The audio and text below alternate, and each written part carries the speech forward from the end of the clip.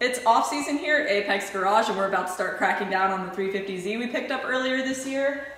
We're building this car for American Endurance Racing Series. We're going to keep the VQ35HR. We're actually not keeping it because this chassis originally came with the DE motor, but we are swapping in the more reliable and slightly stronger HR motor.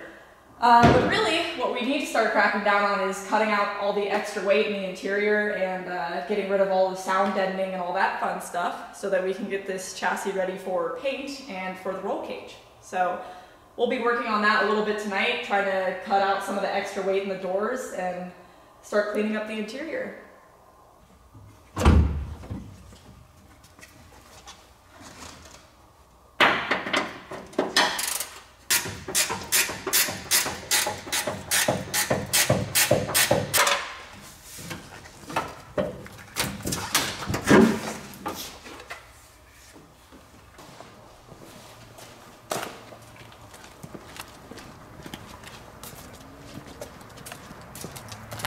Now that we're walking out here, cutting the door next to all these old Ignite barrels is probably not the smartest idea.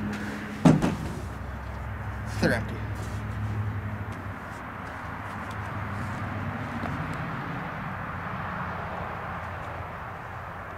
This is gonna be fun to cut. That's a little precarious. I'll have to move it out. It'll be fun.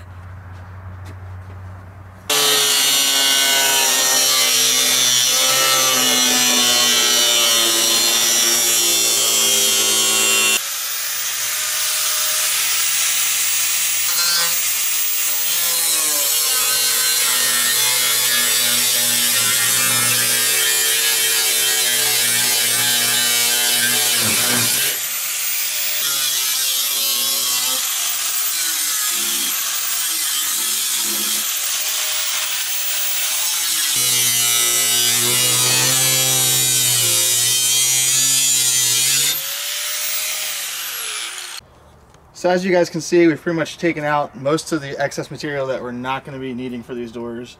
Some slightly rough cuts. We're using a pretty big cutting wheel there. So now I'm going to go back with the grinder and just grind everything up, clean everything up, and get these things ready to be painted. As you can see, we haven't taken out the cross member bar yet. We're going to use a spot weld removing tool for that. We'll actually be drilling out the welds, but it's a little dark at this point, a little late, so we're going to end up probably doing that tomorrow. But since we're out here and we're already cold, time to grind.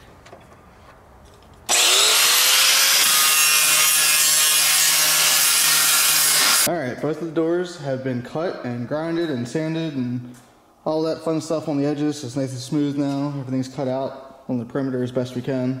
Now we are trying to remove the center section, which we've already kind of pie cut there to remove later on. But first we need to remove all the spot welds. And if you've never done this before, there's a handy dandy little spot weld removing bit. That's a pretty cool little tool. Basically it's just a specialized hole saw essentially to drill out around the spot weld. If you're not familiar with what those are, they are from the factory. There's little tiny tab welds that are all circular that kind of hold on certain components. Like those are the ones that hold on the door bracket. This one, all four of these happen to hold on the bar that we no longer need. So we've done that side, now on to do this one.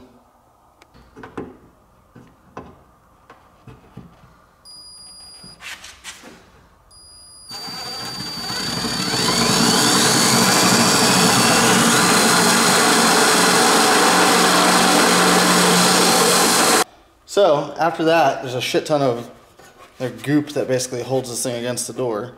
So you're going to take some fishing line and you're going to cut it all off.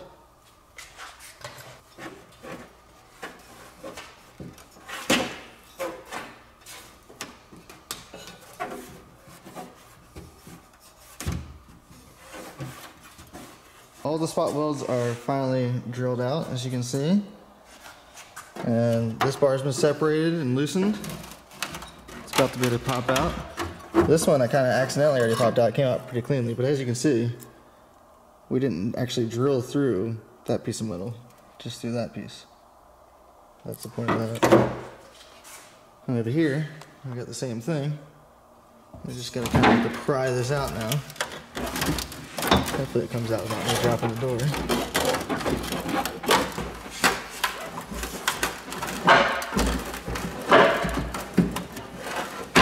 There she comes.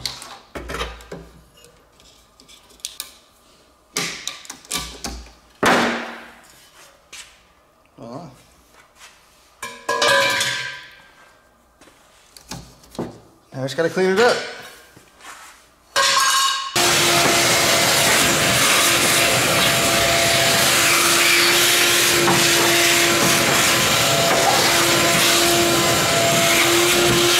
Having fun yet?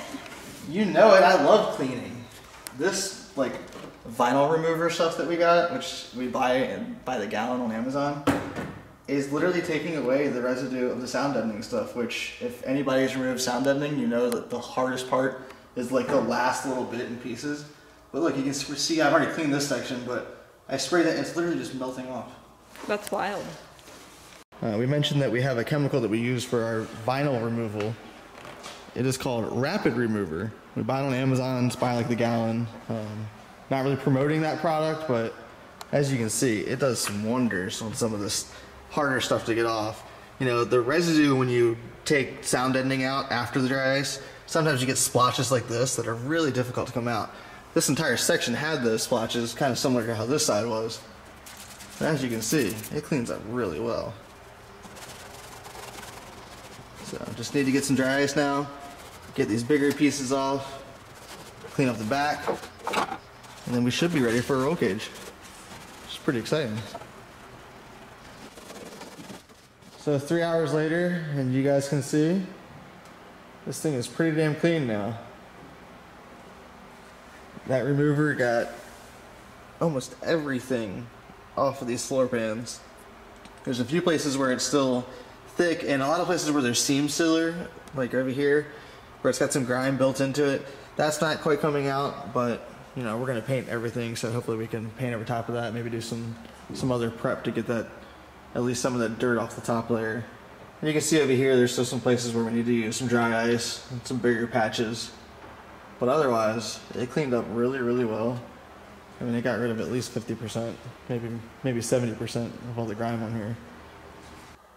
So we pretty much finished up the doors. We do need to remove the adhesive from the door bars and the sound deadening from them. But otherwise, the chassis is pretty much ready for the cage. We do need to come back through here with dry ice and clean up the bigger chunks of sound deadening that's left over.